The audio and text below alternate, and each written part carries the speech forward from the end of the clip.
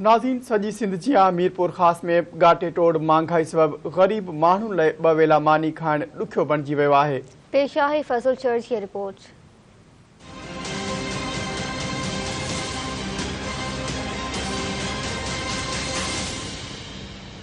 नाज़रीन, असां हिन वक़्तु मीरपुर ख़ास शहर जे खिसकीपुरा में मौजूद आहियूं, जिते तव्हांखे ॿुधाईंदो हलां त जेको आहे सब्ज़ी मंडी आहे। सब्ज़ी जेको आहे ख़रीद करण लाइ मुख़्तलिफ़ इलाइक़नि खां, जीअं मुस्लिमाबाद आहे, हीराबाद आहे, या जेको आहे कॉलोनी आहे, या हाशिम नगर आहे, रहीम नगर आहे, उन समेत मीरपुर ख़ास जे मुख़्तलिफ़ इलाइक़नि खां, मुख़्तलिफ़ ॿराड़ी जे इलाइक़नि खां माण्हू मारवाड़ा जेको आहे सो परे खां जेको ईंदा आहिनि, जो सब्ज़ी ख़रीद कंदा आहिनि। ॿिए तरफ़ जेको आहे महांगाई जो तूफ़ान बि पिणु चोट चढ़ियल आहे। उन हवाले सां हिते जे माण्हुनि सां ॻाल्हाइण जी कोशिशि कंदासीं त हू असांखे छा था ॿुधाइनि, छा पंहिंजा दर्द धरती टीवी वसीले कीअं था आला ऐवाननि ताईं पहुचाइण जी कोशिशि कनि।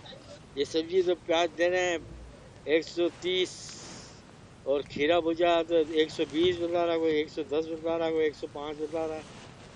यहाँ पर परेशान कर दिए लोग।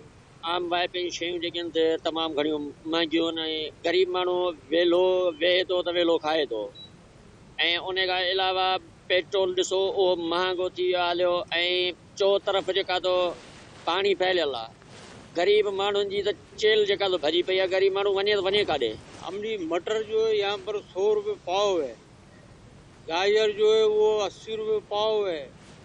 माना हर चीज़ महंगी है, आदमी कुछ भी खा नहीं सकता, कुछ ले नहीं सकता। ये समझ लो, ये मटर हमारे को आ रहा 380 रुपये किलो, हम यहाँ 400 बेच रहे हैं। टमाटर तो भाई बताएगा वो, उसका वो लेके आता। रेट भाई जोर है, हमारे लेने का और बात है भाई, हम गरीब आदमी नहीं ले सकते हैं, ऐसे गुजारा कर रहे हैं और कुछ नहीं।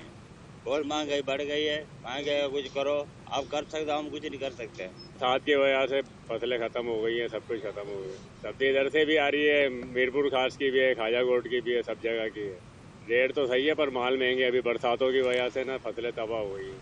सख़्तु परेशान आहिनि हिन टाइम पे जेको रोडनि रस्तनि ते जेको वेठल आहिनि, पर उहे जेको आहे 2 वक़्त जी वेले जी मानी खाइण उन्हनि जे लाइ मुश्किल थी वियो आहे। जॾहिं त ज़िले इंतिज़ामिया ऐं हुकूमत सिंध मुकमल तौरु नाकाम थी चुकी आहे। जॾहिं त जेको कंट्रोल जेको रेट लिस्टूं आहिनि, उन्हनि ते जेको कंट्रोल करण लाइ ज़िले इंतिज़ामिया मुकमल तौरु नाकाम बणियल आहे। जॾहिं त किथे ज़िले शहर जे कंहिं बि कुंड ऐं कंहिं बि जॻह ते जेको आहे ज़िले इंतिज़ामिया नज़र नथी अचे। जॾहिं त वापारनि पारां पिणु उहो बि चयो वियो आहे त जॾहिं असांखे जेकॾहिं सब्जियूं सस्ते रेट ते मिलंदियूं त असां उहो जेको आहे सस्ते रेट ते विकिरो कंदासीं। कैमरामैन यासिर बलोच सां फज़ल शहर, धरती टीवी न्यूज़।